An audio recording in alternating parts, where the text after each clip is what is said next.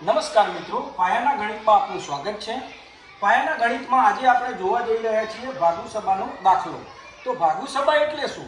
તો કે ભાગાકાર, ગુણાકાર, સરવાળો અને બાદબાકી આ ચાર ક્રિયાઓનો સમાવેશ થતો હોય અથવા તો તેમાંથી કોઈ 3, 2 એવી ક્રિયાઓનો સમાવેશ થતો હોય તો એને પેટર્નમાં એટલે કે નિયમ પ્રમાણે પહેલા ભાગાકાર, પછી ગુણાકાર, પછી સરવાળો અને પછી બાદબાકી એ રીતે આપણે એને ઉકેલવો જોઈએ। તો તમારી સમક્ષ એક દાખલો છે કે 35 ભાગ્યા 5 વત્તા 7 ગુણ્યા 8 અને ઓછા 14। તો આ રકમને આપણે કેવી રીતે સોલ્વ કરીશું?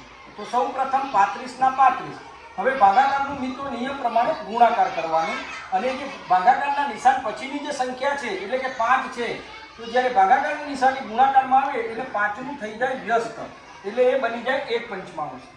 ત્યારબાદ તમારે બાકીની રકમ 7 ગુણ્યા 8 અને -14 એમના એમ આપણે રાખી દઈએ। સૌ પ્રથમ ભાગાકારની ક્રિયા પૂરી થઈ ગઈ, હવે વારો આવ્યો ગુણાકારનો। તો આપણે ગુણાકાર કરીએ તો અહીંયા તમે જુઓ તો એકવાર ભાગાકારની ક્રિયામાં જે ગુણાકાર કરેલા હતા તો અહીંયા છેદ ઉડે છે, તો 5 + 35, તો 7 ગુણ્યા 1 વત્તા ને વત્તા। હવે તમે જુઓ ગુણાકારની બંને સાઈડ જે સંખ્યા છે એ ગુણાકારથી જોડાયેલી છે, તો આપણે ત્યાં ગુણાકાર કરવો પડે। 7 × 8 = 56 અને ઓછા 14। હવે આપણે જોઈએ તો એક ગુણાકાર હજુ બાકી છે, તો 7 × 1 = 7 વત્તા 56 ઓછા 14।